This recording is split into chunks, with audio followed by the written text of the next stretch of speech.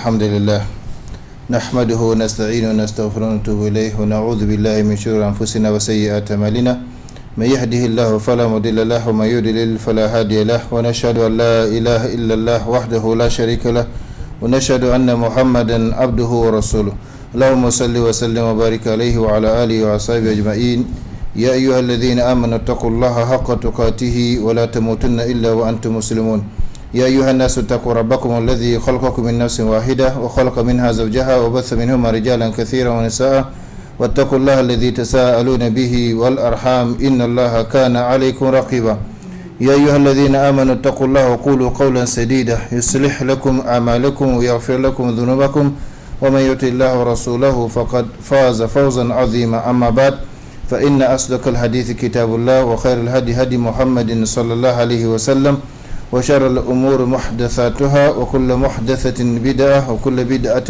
ضلالة وكل ضلالة في النار ثم ما بعد chers frères et sœurs en islam, chers téléspectateurs et auditeurs de Bonferré, assalamu alaikum wa rahmatullahi ta'ala wa barakatuh. Soyez les bienvenus à l'écoute de votre émission islamique hebdomadaire, ou plutôt votre école islamique, là où nous avons l'habitude de nous rencontrer et d'apprendre les uns des autres.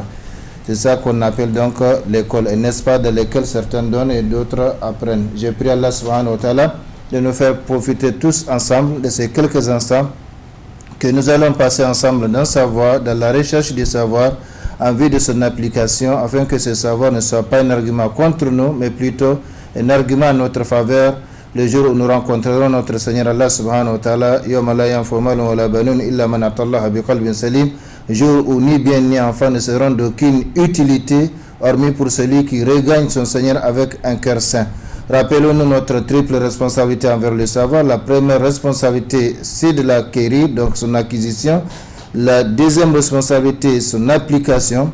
Et la troisième responsabilité, c'est sa transmission aux autres, comme il nous a été transmis par les prédécesseurs, et ce, conformément à la recommandation de notre prophète bien-aimé Muhammad sallallahu alayhi wa sallam, qui dit Ballighu anni walau aya, transmettez de ma part ne serait-ce qu'un verset.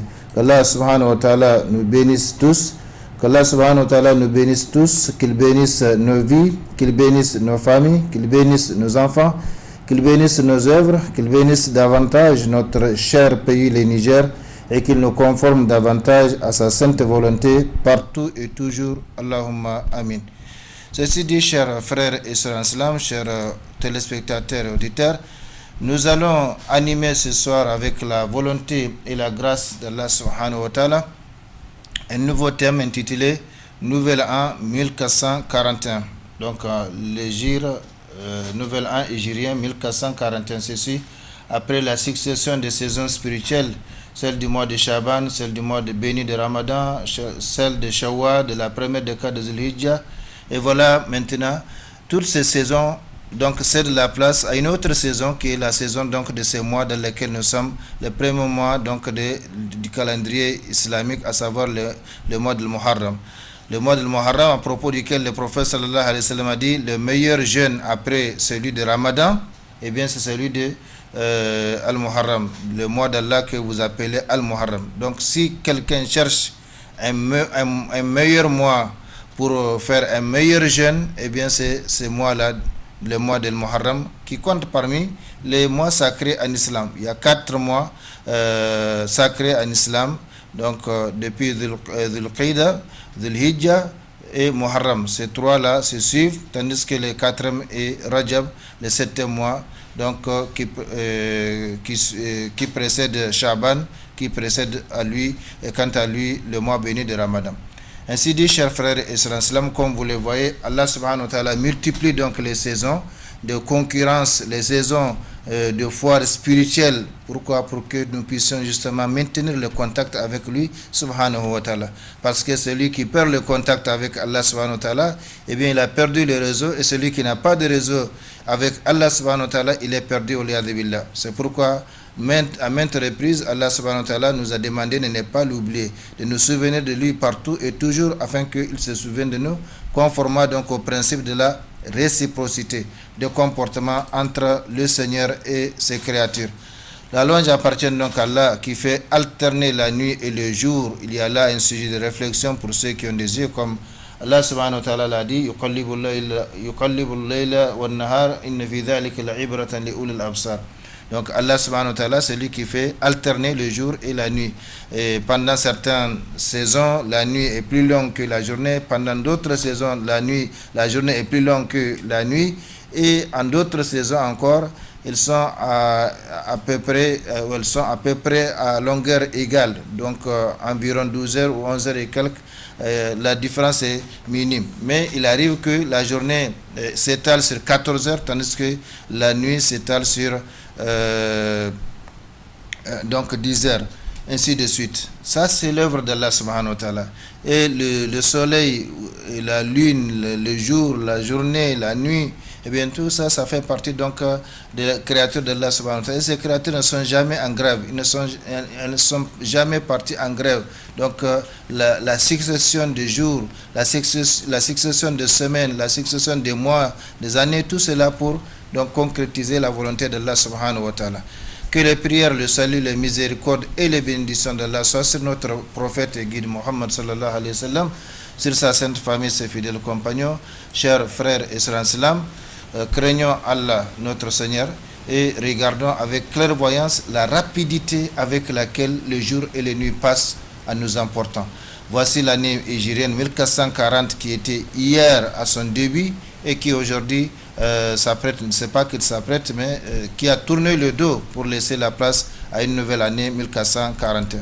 Donc c'est ainsi que nous consommons notre vie d'heure en heure, de jour en jour, de mois en mois et d'année en année. Parce que c'est quoi la vie d'un être humain? C'est quelques années. Quelques années qu'Allah subhanahu wa ta'ala lui accorde. Supposons que c'est 100 ans. Et bien depuis qu'il est né, si il a 100 ans à vivre sur cette terre, eh bien ces 100 ans n'augmentent pas. Ils ne font que diminuer. Chaque jour qui passe, c'est une diminution de la vie de l'être humain. Chaque jour qui passe, c'est une façon de progresser vers sa fin, donc de progresser vers Allah subhanahu wa ta'ala, comme on a demandé. Un savant a demandé à quelqu'un quel âge a-t-il, il a dit 60 ans. Il a sursauté en disant, mais ça fait 60 ans que tu marches vers Allah. Eh bien, tu es sur le point d'y arriver. Par conséquent, chers frères et sœurs en islam, soyons conscients que nous sommes en train de consommer notre vie. Toute activité à laquelle nous nous adonnons, c'est une phase de consommation de la vie. Même le fait de manger pour entretenir la vie est une consommation de la vie parce que ça prend du temps et le temps, c'est la vie, comme nous allons le voir. Donc, c'est ainsi que nous consommons notre vie d'heure en heure, de jour en jour, de mois en mois et d'année en année. Et le paradoxe, ou ce qui est bizarre, c'est que parfois nous sommes pressés que le temps passe, nous sommes pressés que la semaine passe, que le jour passe, que le mois passe, que l'année passe. Mais nous sommes inconscients que chaque instant qui passe, eh bien, il passe avec une partie de notre vie qui ne revient plus, qu'on ne peut plus rattraper.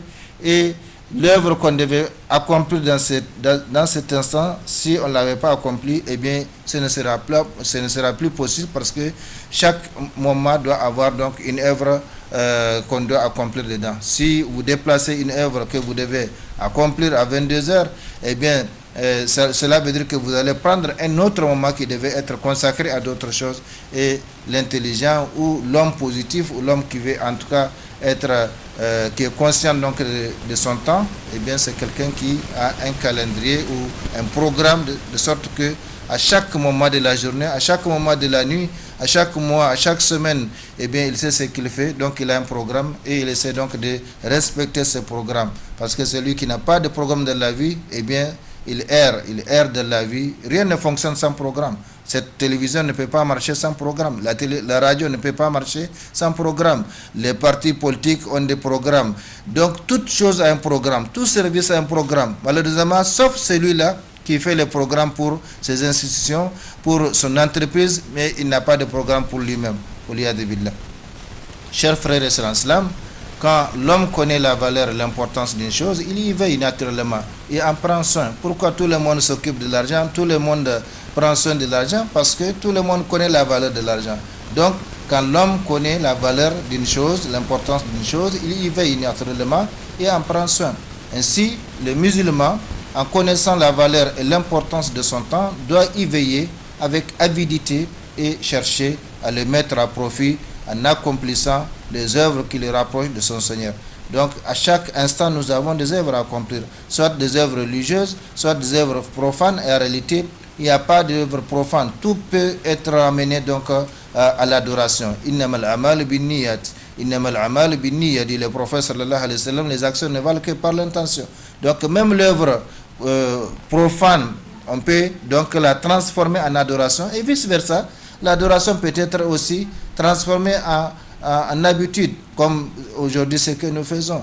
On entre dans la mosquée, il n'y a pas de concentration, on prie mécaniquement, on expédie la prière mécaniquement, il n'y a pas de concentration, il n'y a pas de lien, de relation profonde entre notre Créateur et nous.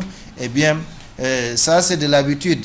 Donc ce n'est pas l'adoration, une adoration consciente qui donc lie l'être humain à son Créateur Allah subhanahu wa ta'ala. Ainsi, quand l'homme connaît la valeur et l'importance d'une chose, il y veille naturellement et en prend soin. Si le musulman, en connaissant la valeur et l'importance de son temps, doit y veiller avec avidité et chercher à les mettre à profit en accomplissant les œuvres qui le rapprochent de son Seigneur, au lieu de faire le contraire, donc d'accomplir des œuvres qui l'éloignent d'Allah subhanahu wa ta'ala. Parce que, comme nous l'avons toujours dit, nous avons seulement deux connexions. La connexion à Allah subhanahu wa ta'ala ou la connexion à notre ennemi numéro 1, à savoir Satan. Si on n'est pas connecté à Allah subhanahu wa ta'ala, eh bien on est connecté à Satan. Et en fonction de notre connexion à l'un ou à l'autre, eh bien nos œuvres seront dédiées à Allah subhanahu wa ta'ala ou dédiées à Satan ou l'iyadhu billah. Donc, chers frères et sœurs en islam, l'imam Ibn al-Qayyim, qu'Allah lui fasse miséricorde, nous explique cette réalité. Lorsqu'il dit « Le temps de l'homme est en réalité sa vie ». C'est la matière de sa vie éternelle, de la béatitude infinie, comme il peut être la matière de son malheur dans le châtiment éternel. Donc, en fonction de l'usage qu'il fait de ce temps. Et ce temps, nous sommes tous égaux dedans. Le grand comme le petit, la femme comme l'homme, le vieux comme le jeune, le chef comme le subalterne, nous sommes tous égaux dedans. 24 heures par jour qu'Allah subhanahu wa ta'ala donne à chacun de nous. 365 jours que Dieu donne, qu'Allah donne à chacun de nous, nous sommes tous égaux dans la répartition de ce temps. Mais la différence intervient dans quoi? Dans l'usage que nous faisons de ce temps. Qu'est-ce que nous faisons dans les 24 heures de jour que Dieu nous a donné? Qu'est-ce que nous faisons dans les 7 jours de la semaine, dans les 30 jours du mois, dans les 365 jours de l'année? Qu'est-ce que nous faisons donc de mentionnable, de conservable, donc qu'est-ce que nous faisons qui nous rapproche d'Allah subhanahu wa ta'ala? Parce que c'est ça, le conscient, l'être humain, l'intelligent, il doit faire en sorte que, puisque la vie est en train de diminuer avec chaque jour, avec chaque semaine, avec chaque mois, avec chaque année, eh bien il doit faire en sorte que ses œuvres eh bien, augmentent. Donc une courbe ascendante et une courbe descendante, les œuvres doivent être ascendantes, tandis que la vie, elle inévitablement, elle est descendante. Donc on ne la commande pas. C'est Allah subhanahu wa ta'ala qui donc, nous a fixé un certain nombre d'années à passer sur cette terre. On ne peut pas donc agir sur ce nombre-là, mais nous pouvons agir sur nos activités, sur nos œuvres qui justement nous rapprochent d'Allah subhanahu wa ta'ala. Donc, le temps de l'homme est en réalité sa vie. C'est la matière de sa vie éternelle, de la béatitude infinie, comme il peut être la matière de son malheur. Dans le châtiment éternel, ce temps s'écoule rapidement comme le passage des nuages. Comme je l'ai dit, hier nous étions avec l'année 1440, et voilà que nous sommes dans l'année 1441, Et c'est comme ça, donc nous progressons, c'est comme ça que nous consommons notre vie, et parfois sans rien accomplir, en tout cas de profitable. Celui dont le temps, il continue la citation de l'imam Ibn Qayyim, celui dont le temps est consacré à Allah et qui agit pour Allah, sa vie sera ainsi consacrée à Allah. Et celui dont le temps est perdu dans l'insouciance, la distraction et les espoirs illusoires, au point que le sommeil et le désœuvrement restent les meilleures actions qu'il peut accomplir dans son temps, la mort d'un tel homme est meilleure que sa vie. Voilà comment l'imam Ibn Qayyim explique donc comment l'être humain doit agir, doit utiliser son temps, parce que son temps c'est sa vie. En fonction donc de ce qu'il fait, eh bien celui dont le temps est consacré à Allah subhanahu wa ta'ala, et notre temps doit être consacré à Allah subhanahu wa ta'ala, parce que Allah ne nous a pas créé pour autre chose que justement son adoration. Je n'ai créé les djinns et les humains que pour qu'ils m'adorent. Dit, ma prière, mes actes de dévotion, et ma vie, ma mort, tout cela appartient à Allah subhanahu wa ta'ala. Donc si la vie et la mort appartiennent à Allah subhanahu wa ta'ala, qu'est-ce qui reste pour l'être humain? Absolument rien. Par conséquent, toute la vie doit être consacrée à Allah subhanahu wa ta'ala. Celui dont le temps est consacré à Allah et qui agit pour Allah, sa vie sera ainsi consacrée à Allah. Et celui dont le temps est perdu dans l'insouciance, la distraction, les espoirs illusoires, au point que le sommeil et le désœuvrement restent les meilleures actions qu'il peut accomplir dans son temps, eh bien la mort d'un tel homme est meilleure que sa vie, parce qu'il ne fait que perdre. Il ne fait que perdre, il perd sa vie, il perd sa place auprès de Allah subhanahu wa ta'ala, parce que l'élévation auprès de Allah subhanahu wa ta'ala, dans l'au-delà, comme dans ce monde, c'est fait en fonction de ce que nous faisons, en fonction de nos œuvres, en fonction de nos comportements. Donc, ça c'est Ibn Qayyim qui parle comme ça. Et Ibn Jawzi, son disciple, a dit de son côté, il convient ainsi à l'homme avec grand H, la femme comme l'homme, de connaître la noblesse et la valeur de son temps, au point qu'il ne perde aucun instant dans une activité outre que ce qui le rapproche de son Seigneur. Aucun instant dans une activité outre que ce qui le rapproche de son Seigneur. Comme on dit, quiconque meurt regrettera. Il regrettera pourquoi? Soit s'il était bienfaiteur, il regrettera pourquoi il n'a pas fait plus, parce que quand il verra donc sa récompense. Et s'il était malfaiteur, il regrettera pourquoi il avait fait le mal. Donc quiconque meurt regrettera. Par conséquent, chaque instant de notre vie doit être consacré à Allah subhanahu wa ta'ala. Et c'est pourquoi en islam, Allah subhanahu wa ta'ala a varié donc les activités, les adorations que nous pouvons faire. Et comme je l'ai dit, même les activités profanes peuvent être ramenées à l'adoration grâce à la bonne intention. On sort le matin pour aller au travail. Et bien ce travail-là, si on met dans son cœur, dans son intention, qu'on travaille pour se suffire, pour subvenir aux besoins de sa famille, de ses parents, de la société, de l'humanité, eh bien ça devient de l'adoration. Et vice versa. Même l'adoration, si on ne la fait pas pour Allah subhanahu wa ta'ala, eh bien ce ne sera pas une adoration consacrée à Allah subhanahu wa ta'ala. Par conséquent, il convient ainsi à l'homme de connaître la noblesse et la valeur de son temps, au point qu'il ne perde aucun instant dans une activité outre que ce qui le rapproche de son Seigneur. Si il est fatigué de faire les adorations physiques, donc comme la prière, eh bien il peut s'adonner aux adorations avec la langue, donc les dhikrs, subhanallah, alhamdulillah, la ilaha illallah, Allahu akbar, la hawla wa la quwwata illa billah. Il ne peut pas, en tout cas, rester sans trouver quelque chose à faire en islam. Même, comme les compagnons disaient, même le fait de dormir, ils comptent ça comme adoration. Ils dorment pour récupérer leurs forces, pour donc continuer la vie dans l'adoration de Allah subhanahu wa ta'ala, pour concrétiser justement le but et l'objectif pour lequel on a été créé et placé sur cette terre. Il doit accomplir toutes ses œuvres par ordre d'importance et avoir l'intention de bien faire. Donc bien faire, ça c'est la qualité qui caractérise le musulman. Bien faire, c'est la qualité qui caractérise le croyant. Comme le prophète sallallahu alayhi wa sallam a dit, Inna Allah yuhibbu idha amila ahadukum amalan an yutqinahu. Allah veut, lorsque l'un d'entre vous accomplit une œuvre, qu'il l'accomplisse avec perfection.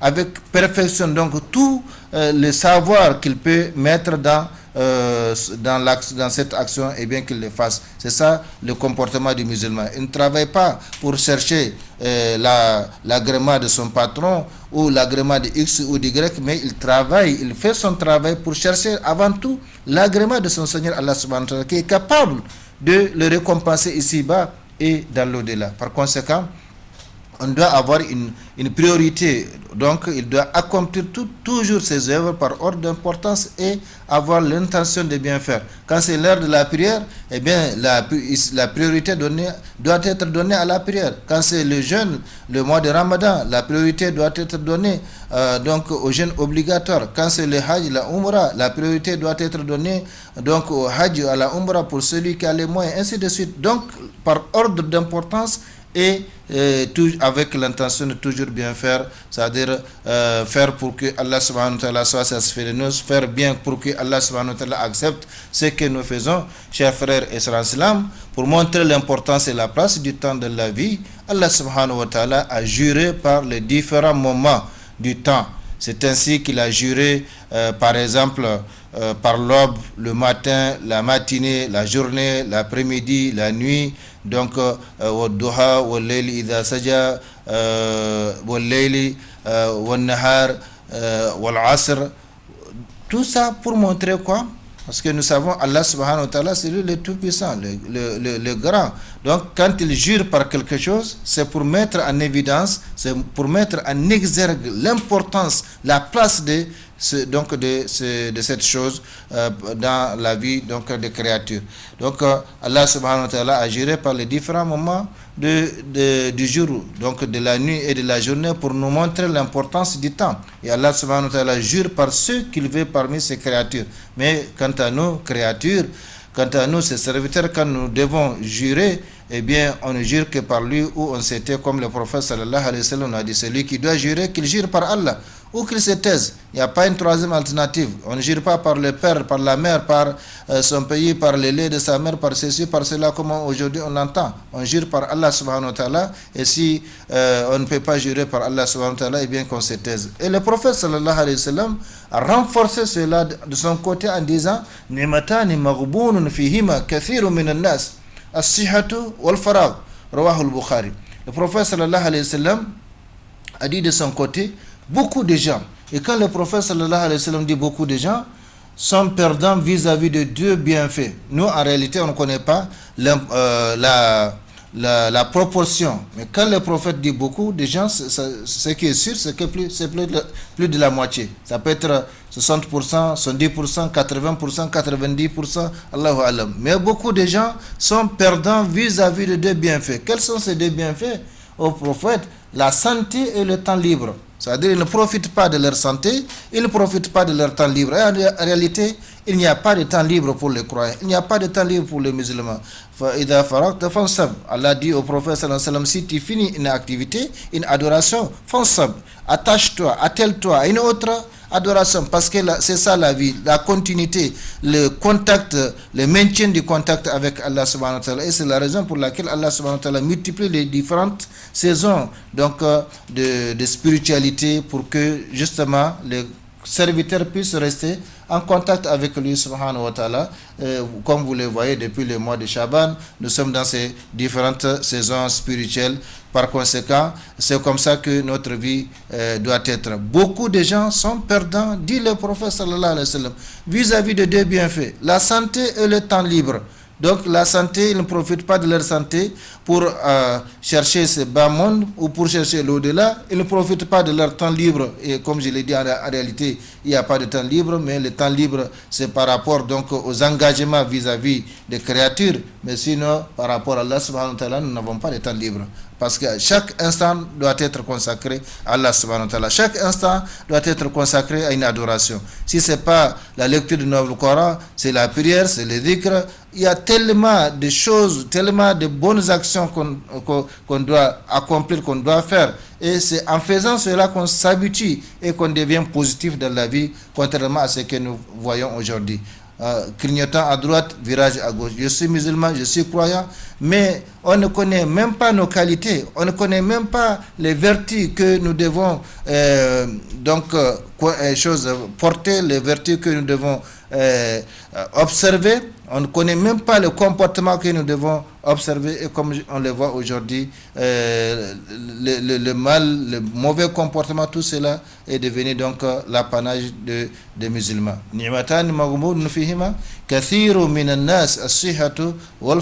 Beaucoup de gens, dit le prophète sallallahu alayhi wa sallam, sont perdants vis-à-vis de deux bienfaits, la santé et le temps libre. Quand hier et aujourd'hui sont égaux en œuvre, comme nous allons le voir, eh bien on est perdant. Parce qu'on a perdu 24 heures alors qu'on n'a pas avancé, on n'a pas progressé en œuvre. Comme je l'ai dit, il faut faire en sorte que chaque instant qui passe nous rapproche de notre Seigneur Allah subhanahu wa ta'ala. Comme on dit, il ne s'agit pas de compter le nombre d'années, mais de faire en sorte que les années comptent. Il ne s'agit pas de compter nos années, le nombre de nos années, mais de faire en sorte que nos années comptent. Qu'est-ce que nous avons fait dans l'année 1440 par exemple, pour que cette année soit comptée, soit importante pour nous, pour les autres? Ou qu'est-ce que nous comptons faire pour l'année en cours, l'année 1441, pour que cette année compte pour nous, pour les autres? C'est comme ça. Donc l'essentiel n'est pas de compter le nombre de nos années, mais de faire en sorte que nos années comptent. Et l'année, c'est une unité de temps. Le jour aussi, on doit faire en sorte que notre jour compte. On doit faire en sorte que notre heure compte. On doit faire en sorte que la semaine compte. On doit faire en sorte que le mois compte. On doit faire en sorte que l'année compte, ainsi de suite. Parce que tout ça, c'est des unités de mesure du temps. L'année, le mois, la semaine, ainsi de suite. Par conséquent, chers frères et sœurs en islam, nous avons besoin de comprendre cela et vraiment de nous vêtir donc de ces qualités, de ces comportements, de ces vertus que l'islam nous donne, ou que l'islam nous ordonne d'avoir. Le prophète sallallahu alayhi wa sallam dit encore: لا تزول قدم عبد يوم القيامة حتى يسأل عن 4 خصال: عن عمره فيما أفناه، وعن شبابه فيما أبلاه، وعن ماله من أين اكتسبه وفيما أنفقه، وعن علمه ماذا عمل فيه. رواه الترمذي وحسنه الشيخ الألباني. Nul serviteur de le prophète sallallahu alayhi wa sallam ne se tiendra debout devant Allah, c'est-à-dire le jour du jugement dernier. Nul serviteur ne se tiendra debout devant Allah avant d'avoir répondu à 4 questions. Donc on répondra d'abord à ces 4 questions. Qu'on soit prophète, qu'on soit messager, qu'on soit saint, qu'on soit ami d'Allah subhanahu wa ta'ala, qu'on soit l'homme de la rue, qu'on soit X ou Y, savant, ignorant, chacun répondra à ces 4 questions à partir du moment où il est venu dans ce monde, avant donc de se tenir debout devant Allah subhanahu wa ta'ala pour le reste donc de l'interrogatoire. Quelles sont ces 4 questions? Le prophète sallallahu alayhi wa sallam dit: qu'as-tu fait de ta vie en général? Donc la vie, les 100 ans, les 70 ans, les 80 ans, quand Allah subhanahu wa ta'ala t'a donné, qu'est-ce que tu as fait de cette vie? Qu'est-ce que tu as accompli de bien pour Allah subhanahu wa ta'ala, qui t'a donné la vie, qui t'a donné la richesse, qui t'a donné la famille, qui t'a donné le savoir, qui t'a donné l'ouïe, la vue, tous les bienfaits que toi-même tu ne connais même pas le nombre, il n'y a que Allah subhanahu wa ta'ala qui connaît leur nombre et également leur importance. Eh bien, qu'est-ce que tu as fait en contrepartie de tous ces bienfaits que Allah subhanahu wa ta'ala t'a donné? Allah subhanahu wa ta'ala t'a comblé tous ces bienfaits. Eh bien, en contrepartie, qu'est-ce que tu as fait de ta vie? Qu'est-ce que tu as accompli dans ta vie que tu vas retrouver là-bas, ou que tu vas laisser à l'humanité après ton départ? Ça, c'est la première question. Deuxième question: en quoi as-tu consacré ta jeunesse, la plus importante partie de ta vie? Donc, ça, c'est une question particulière qui vient après une question générale. La vie, la jeunesse est comprise dans la vie. Donc, ça fait partie de la vie de l'homme. Mais Allah subhanahu wa ta'ala a particularisé la jeunesse pour montrer son importance, sa place. Donc, la jeunesse, la plus importante partie de la vie de l'homme, c'est pendant la jeunesse qu'on peut travailler, c'est pendant la jeunesse qu'on peut réfléchir, c'est pendant la jeunesse qu'on peut produire. Donc, le temps de la vitalité de production, c'est pendant la jeunesse. Et celui qui n'a pas fait quelque chose dans sa jeunesse, eh bien, on ne dira pas qu'il ne fera pas quelque chose après, mais ce sera difficile, parce que c'est dans la jeunesse qu'on peut justement faire beaucoup de choses. Et si on parcourt la biographie des grands de cette humanité, les grandes personnalités de cette humanité, les prophètes, les messagers, eh bien nous allons voir que la plupart sont issus de cette couche de la société, à savoir la jeunesse. Par conséquent, deuxième question, en quoi as-tu consacré ta jeunesse, la plus importante partie de ta vie? Dans le jeu, dans la distraction, jusqu'à ce que veillez s'en suivre, jusqu'à ce que même dans la vie tu ne peux rien faire. Maintenant tu vas te tourner vers Allah subhanahu wa ta'ala. C'est pas tard pour Allah subhanahu wa ta'ala, mais tu t'es lésé parce que tu as laissé le temps de travail, le temps de production passer sans avoir donc accompli quelque chose de profitable pour toi.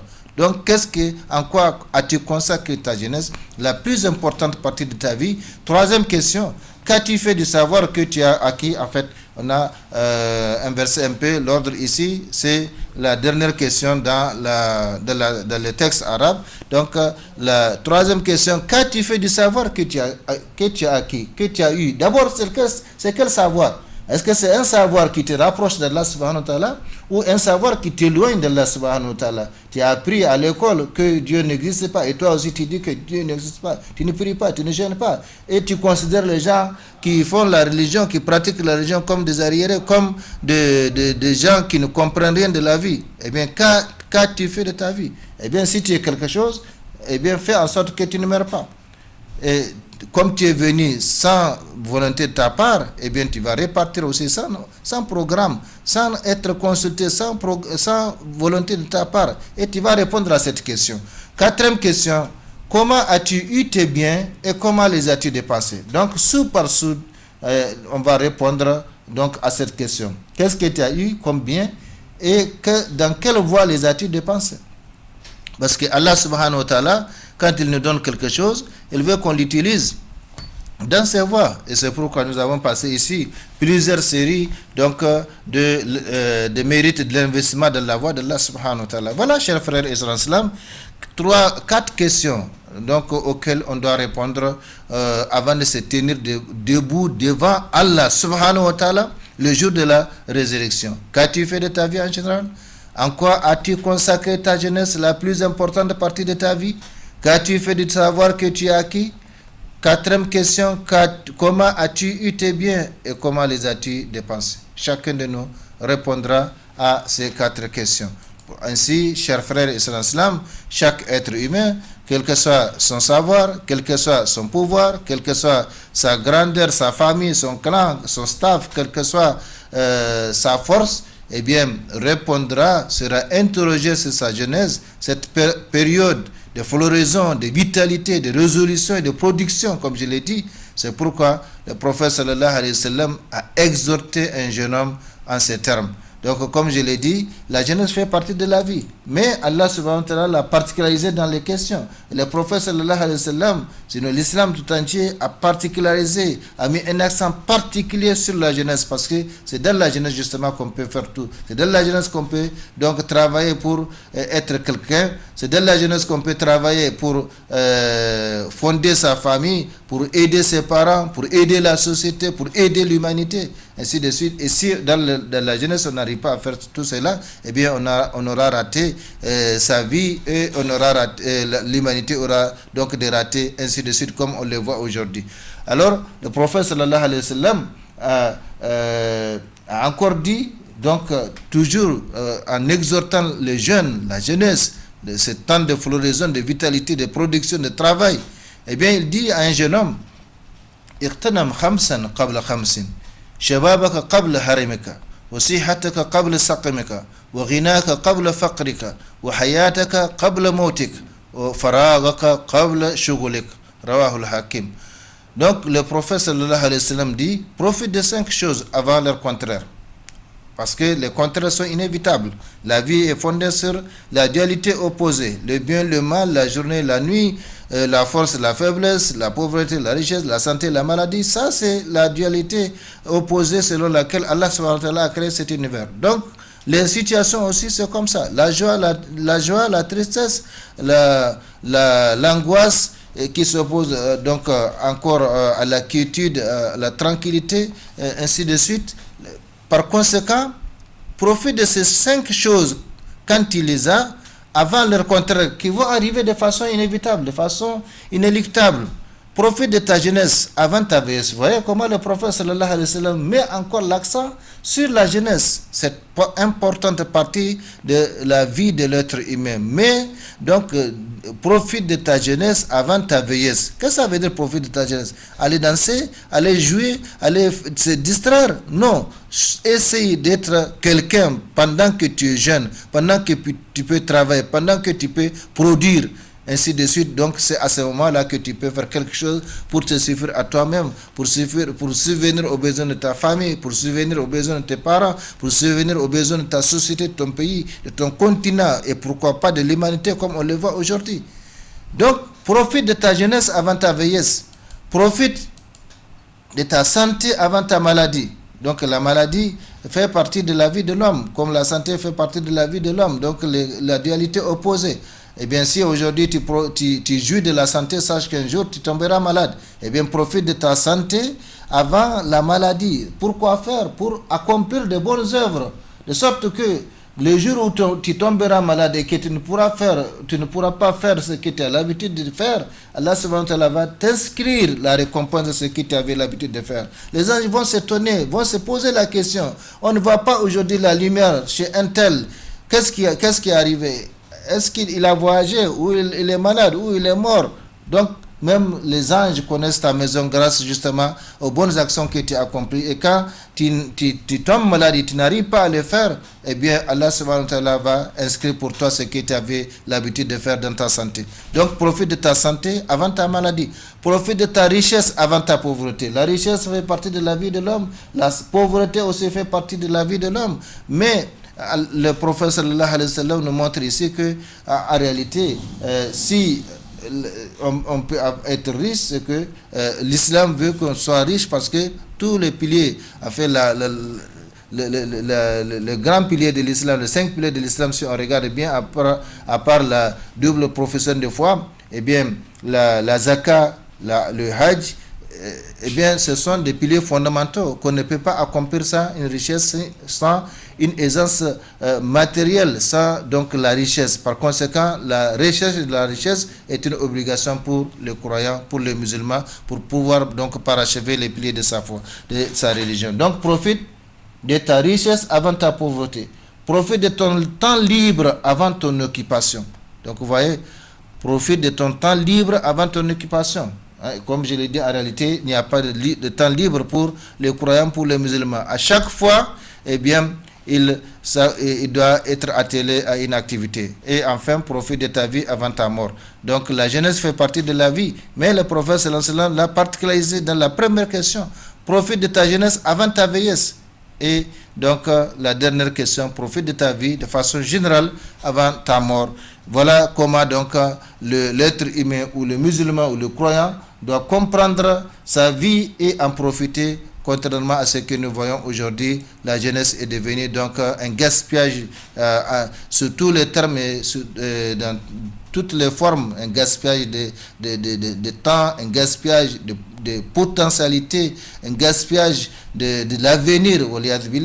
Et quand le jeune gaspille son temps, ou quand le jeune rate sa vie, eh bien c'est la société qui rate sa vie. Et quand la société rate sa vie, c'est l'humanité qui rate donc son objectif. Chers frères et sœurs en islam, ne voyez-vous pas ce soleil, puisque nous parlons donc du nouvel an hégirien 1441, ne voyez-vous pas ce soleil qui s'élève dans l'apparence chaque jour à l'est et se couche à l'ouest? Il y a en cela un signe probant, car le lever et le coucher du soleil symbolisent la vie présente et montrent que ce bas monde n'est pas une demeure stable, mais il est semblable à ce soleil qui s'élève, se couche et disparaît. Donc c'est comme ça l'être humain, comme nous allons continuer à voir donc l'illustration ou la parabole. Donc le lever du soleil, le fait qu'il poursuit sa course jusqu'au zénith et le fait de se coucher, disparaître, eh bien ça symbolise la vie humaine. Considérez aussi la lune, comment elle commence toute petite, comme le nouveau-né. Ensuite, elle grandit graduellement, comme le corps humain. Puis, quand elle atteindra son plein, donc 4e jour, elle commencera à se réduire progressivement jusqu'à devenir comme une palme desséchée, comme le Coran l'a dit. Il en va de même pour la vie de l'être humain. On commence petit, on grandit, puis on atteint un certain âge, on devient donc vieux dans l'âge, et on devient donc on atteint la décrépitude et on commence donc à se pencher vers la fin, comme le soleil ou comme la lune qui commence comme le nouveau-né, qui commence la ligne qui commence toute petite comme le nouveau-né, ensuite elle grandit graduellement comme le corps humain, puis quand elle atteindra son plein, elle commencera donc à se réduire progressivement jusqu'à devenir comme une palme desséchée. Eh bien, il en va de même pour la vie de l'être humain. Et c'est comme ça que on doit cette symbolisation ou cette parabole donc du soleil qui se lève à l'est, se couche à l'ouest, où la lune qui commence toute petite grandit et puis elle revient encore petite pour disparaître.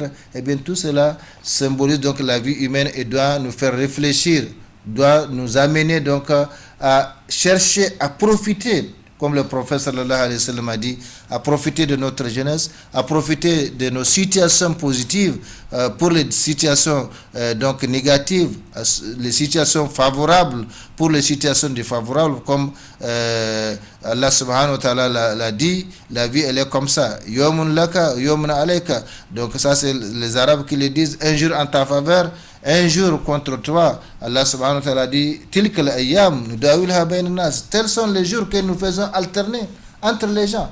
Le jour de joie et le jour de tristesse, le jour de santé, le jour de maladie, le jour de richesse, le jour de pauvreté, le jour de force, le jour de faiblesse, ainsi de suite. Ça, c'est la vie. Elle n'est jamais stable pour quelqu'un, quelle que soit sa race, quelle que soit sa couleur, quel que soit son sexe, quel que soit son entourage. La vie n'est pas stable pour personne. Par conséquent, nous devons être conscients de cela et chercher à en profiter, comme le prophète sallallahu alayhi wa sallam a dit. Donc, profite de ta jeunesse avant ta vieillesse. Et la 5e et dernière recommandation, profite de ta vie avant ta mort. Par conséquent, nous devons profiter des situations favorables avant les situations défavorables. Nous devons profiter de la richesse avant la pauvreté, de la santé avant la maladie, ainsi de suite. Ça, c'est ce que l'islam nous enseigne. Mais où en sommes-nous en réalité? Réfléchissez, vous qui êtes doués de raison, et considérez également comment les années se succèdent l'une après l'autre. Comme je l'ai dit, l'année, c'est l'unité de mesure de la vie. Donc, Allah subhanahu wa ta'ala nous donne un certain nombre d'années à passer sur cette terre. Eh bien, depuis le jour où l'homme est venu sur cette terre, en réalité, il ne fait que consommer ces années-là que Allah subhanahu wa ta'ala l'a dit. Donc, que Allah lui a donné. Si c'est 100 ans qu'il devrait vivre sur cette terre, eh bien, depuis le jour où il est né, eh bien, ces 100 ans n'augmentent pas. Ils ne font que diminuer, parce que chaque jour qui passe, c'est une diminution donc de ces 100 ans, ainsi de suite. Donc, chaque jour qui passe, il s'approche de sa fin. Par conséquent, réfléchissez, vous qui êtes doués de raison, et considérez également comment les années se succèdent l'une après l'autre. Quand une année commence, l'homme regarde vers la fin et trouve qu'elle est longue. Mashallah, 365 jours. Mashallah, 12 mois, non, j'ai tout le temps pour faire ceci ou pour faire cela. Mais en réalité, si tu ne commences pas à faire quelque chose aujourd'hui, eh bien, ce temps finira sans que tu puisses accomplir quelque chose donc d'important ou de profitable pour toi ou pour ta famille ou pour ton pays ou ta société ou l'humanité. Donc, quand une année commence, l'homme regarde vers la fin et trouve qu'elle est longue. Mais le jour passe si rapidement qu'il se trouve à la fin de l'année sans avoir accompli rien de bon ou d'important. Et c'est comme ça que la plupart donc consomment leur vie. Si on regarde aujourd'hui, si on fait notre bilan de l'année 1440, l'année passée, donc l'année hijrienne passée, mais pour faire un bilan, il fallait avoir d'abord au préalable un programme. Mais puisque la plupart d'entre nous n'ont pas de programme de la vie, eh bien comment peuvent-ils faire donc un bilan? Parce qu'un bilan, ça nous permet de savoir ce qu'on a réalisé par rapport à un programme bien déterminé. Mais comme je l'ai dit, la plupart des gens n'ont pas de programme. Ils ont des programmes pour leur entreprise, ils ont des programmes pour leur formation politique, ils ont des programmes pour leurs médias, la radio, la télévision, le journal, mais ils n'ont pas de programme pour eux-mêmes. Ils vivent au jour le jour. Donc, même l'adoration, la religion, c'est une parenthèse de leur vie. Donc, on l'accomplit, on l'expédie comme ça quand on a le temps, et quand on n'a pas le temps, on se va donc à la recherche de ces bas mondes. Alors que c'est le contraire.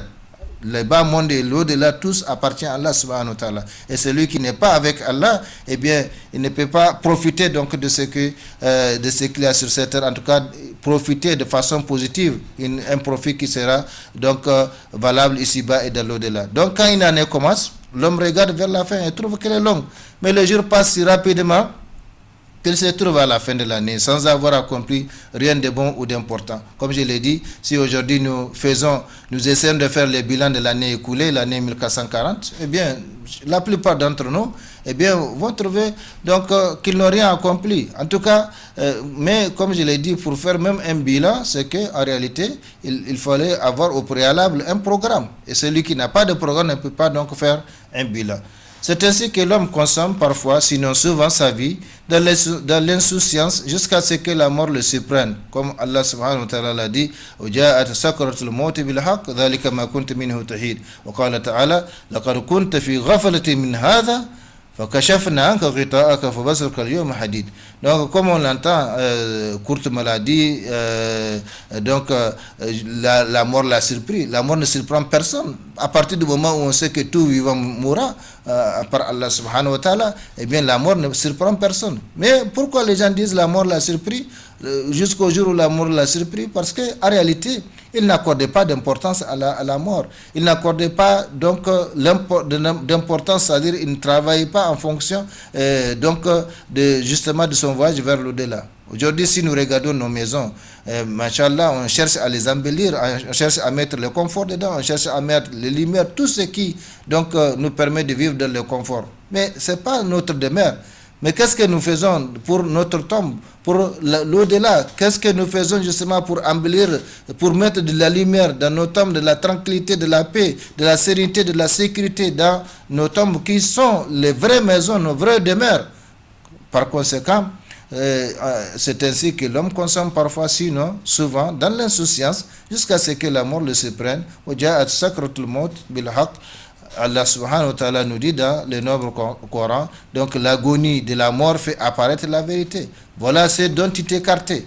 Et les gens fuyaient la mort dans ce monde. Mais Allah subhanahu wa ta'ala dit donc la mort que vous fuyez va vous rencontrer. Et la rencontre, c'est dos à dos ou c'est face à face. La rencontre, c'est face à face. Donc on ne peut pas fuir la mort, on ne peut pas échapper à la mort. Par conséquent, ce qu'on peut faire, c'est s'apprêter, comme un compagnon a demandé au prophète sallallahu alayhi wa sallam, au Muhammad, quand l'heure, la fin du monde, le prophète sallallahu alayhi wa sallam a dit, et qu'est-ce que tu as préparé pour l'heure, pour la fin du monde? Comme un candidat qui demande, monsieur, c'est quand les examens? C'est quand les examens de fin d'année ou les examens de bac ou de brevet? Monsieur, oui, cher élève, cher étudiant, va étudier. Le temps des examens va venir. C'est pas ça l'essentiel. L'essentiel, c'est t'apprêter. Donc, ce compagnon a demandé au prophète sallallahu alayhi wa sallam, c'est quand l'heure, c'est quand la fin du monde? Le prophète lui a dit, qu'est-ce que tu as préparé pour la fin du monde? La fin du monde va arriver, inéluctablement. Parce que celui qui meurt, la fin du monde est venue pour lui, comme le prophète sallallahu alayhi wa sallam a dit. Et personne ne mourra sans regretter, comme nous l'avons dit. S'il était bienfaiteur, il va regretter pourquoi il n'a pas fait plus, pour avoir plus dans l'au-delà. S'il était malfaiteur, il va regretter le mal qu'il a commis. Donc l'agonie de la mort fait apparaître la vérité. Voilà ce dont il est écarté. Il y a des choses que nous ne voyons pas étant vivants, mais dans l'agonie, on commence à les voir. Les anges et autres, eh bien, on commence à les voir. Donc, tu restes, dit Allah subhanahu wa ta'ala dans le reste des versets, tu restes indifférent à cela, c'est-à-dire à la mort et à la réalité de l'au-delà. Eh bien, nous ôtons ton voile. Nous ôtons donc le voile qui te sépare de l'au-delà, de la réalité de l'au-delà, des anges et autres. Eh bien, on va retirer ces voiles. Donc, ta vue est perçante aujourd'hui. Tu vois les anges, tu vois ce qui t'entoure. Pendant que les gens sont là à côté de toi et ils ne voient pas ce qui t'entoure. Ils ne voient pas ce que tu vois plutôt. Et toi, tu as commencé à voir la réalité. Mais c'est trop tard. C'est trop tard à ce moment. Le regret ne sert à rien. on ne peut pas revenir pour accomplir, et c'est pourquoi donc il faut profiter, comme le prophète sallallahu alayhi wa sallam a dit, profite de ta vie avant ta mort, profite de ta jeunesse avant ta vieillesse. Par conséquent, chers frères et sœurs, ça c'est des lois immuables de la part de Allah subhanahu wa ta'ala, qui ne changent pas avec les êtres humains, quelle que soit leur race, quelle que soit leur couleur, quelle que soit leur situation. Eh bien, c'est des lois naturelles de la part de Allah subhanahu wa ta'ala qui sont valables pour tous. Tout être vivant mourra un jour. Mais ce n'est pas la mort qui est le problème, c'est ce qu'on va trouver là-bas. Et ce qu'on va trouver là-bas, c'est en fonction de ce que nous avons donc semé ici. Donc là-bas sera la récolte, et on va récolter ce qu'on a semé ici. Chers frères et sœurs, pendant que nous reste une bonne dizaine de minutes à passer ensemble, Inch'Allah, pour cette émission, vous venez de clôturer par la volonté et la grâce de Allah subhanahu wa ta'ala une année. Et vous avez commencé une autre, 1440 est parti, comme sont partis avant elle d'autres années. Et c'est comme ça la vie. Donc les années meurent aussi. Les années meurent, les mois passent, les jours passent et ils ne reviennent plus. Et c'est comme ça qu'un jour, nous aussi, nous allons passer pour ne plus revenir. Mais qu'est-ce qu'on va laisser? Qu'est-ce que vous avez donc accompli durant l'année écoulée 1440? Sachant qu'elle témoignera pour ou contre vous, conformément à la nature de l'œuvre que vous aviez accomplie dedans. Donc, si vous avez accompli du bien dans cette année, eh bien, elle va témoigner en votre faveur le jour du jugement dernier. Et c'est le contraire, et ce sera le contraire. Donc, le contraire sera vrai. Et comment comptez-vous accueillir la nouvelle année? Donc, il y a double bilan à faire. Le bilan de l'année écoulée, et maintenant, pas un bilan, mais plutôt un programme à tracer. Donc, il faut faire le bilan de l'année écoulée et maintenant tracer un nouveau programme. Mais comme je l'ai dit, la plupart de nous ne savent même pas, n'ont même pas la notion de programme. Et quand ils commencent à faire un programme, c'est un jour, 2 jours, et bien tout est chamboulé, tout est parti. Un programme demande une vigilance donc permanente, le respect d'un certain nombre de principes. Par conséquent, tous ceux qui ont réussi, ce sont des gens qui ont des principes auxquels ils ont souscrit et qu'ils ont respectés. Que l'intelligent fasse le bilan de ses actions. S'il y trouve une défaillance ou manquement, qu'il se repente et qu'il décide à se rattraper pendant qu'il est temps. Pour Allah subhanahu wa ta'ala, le repentir est toujours valable jusqu'à ce que l'âme remonte à la gorge, comme le prophète sallallahu alayhi wa sallam a dit, ou jusqu'à ce que le soleil se lève de son couchant, c'est-à-dire jusqu'à la fin du monde. Donc, le repentir est toujours possible. Si on a mal agi dans les années passées, dans l'année passée, eh bien, il n'est pas trop tard pour se rattraper, pour se repentir, pour améliorer donc la situation avant qu'il ne soit trop tard. S'il trouve qu'il est sur le bon chemin, qu'il remercie son Seigneur et qu'il lui demande la constance dans cette voie jusqu'à la mort. Wa'abud rabbaka hatta ya'tiyaka al-yaqin, dit Allah subhanahu wa ta'ala à son messager Muhammad sallallahu alayhi wa sallam. Par conséquent, à tous les musulmans, à tous les croyants, adore ton Seigneur jusqu'à ce que te vienne la certitude.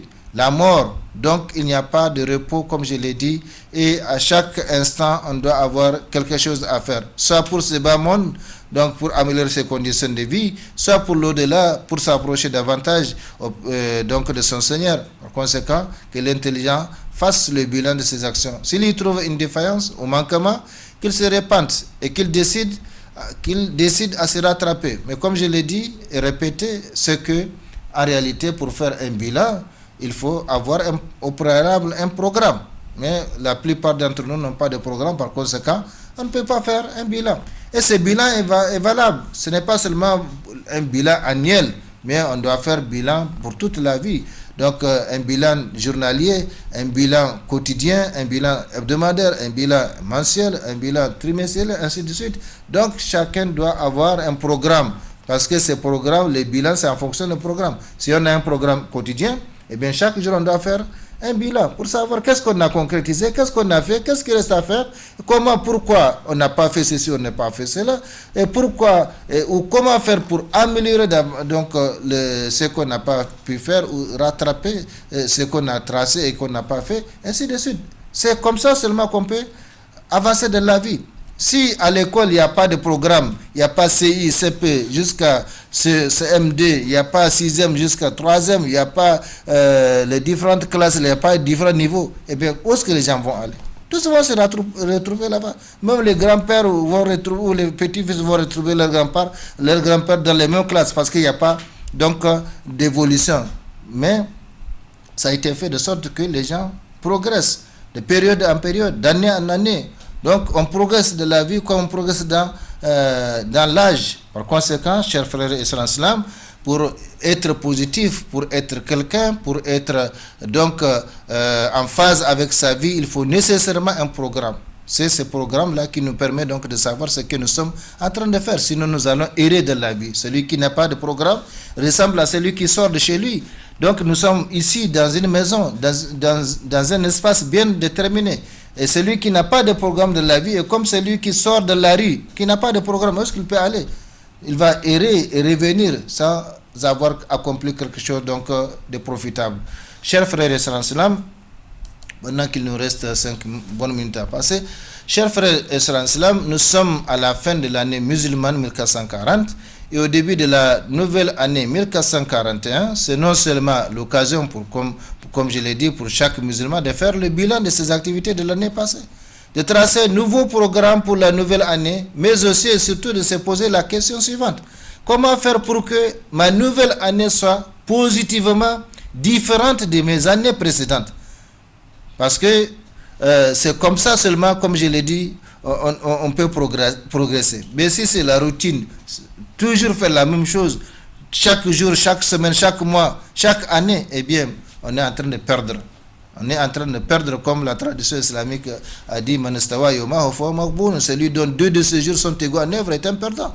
Ou celui 2 de ses semaines sont égales à 9, c'est un perdant parce qu'il a perdu une période de sa vie alors qu'il n'a pas progressé dans le travail, dans les bonnes œuvres. Donc, comment faire pour que ma nouvelle année soit positivement différente de mes années précédentes? Et cette question peut se ramener au niveau de l'heure. Comment faire pour que l'heure dans laquelle je suis en train de vivre maintenant soit positivement différente des heures passées? Cette question peut se ramener au jour. Comment faire pour que le jour que je suis en train de vivre soit positivement différent des jours passés? Cette question peut se ramener encore à la semaine, au mois. Comment faire pour que le mois dans lequel je suis soit positivement différent des mois précédents, ainsi de suite.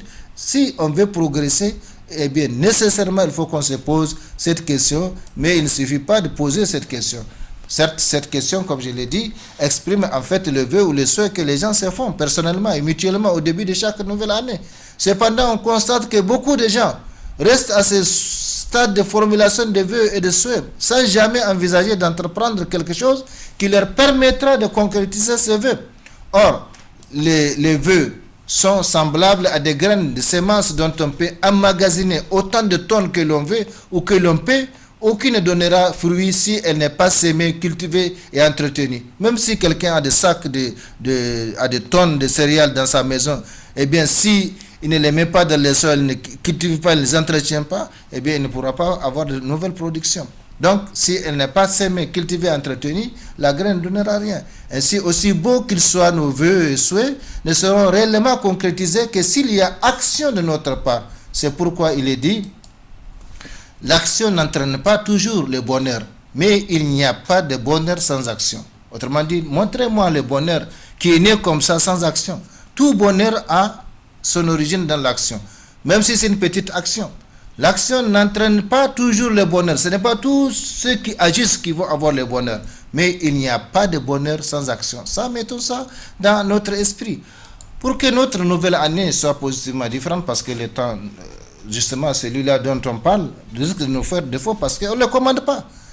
Pour que notre nouvelle année soit positivement différente de nos années précédentes, nous devons entreprendre au moins, j'ai dit, une action, une œuvre positive que nous n'avions jamais entreprise auparavant dans notre vie. Et c'est comme ça qu'on arrivera à faire donc la différence positive. En la réalisant totalement ou partiellement, nous ferons automatiquement la différence entre cette année et celle qui l'ont précédée, et de cette façon nous sortirons du cercle des perdants, car celui dont 2 de ces jours ou 2 de ces semaines ou 2 de ces mois sont égaux à 9 ou de ces années sont égaux à 9 est un perdant, comme la tradition islamique populaire l'a affirmé. Nous l'avons déjà cité. Donc, il faut faire en sorte que les différents moments de la journée, de la semaine, du mois, de l'année, eh bien, soient positivement différents donc des moments précédents.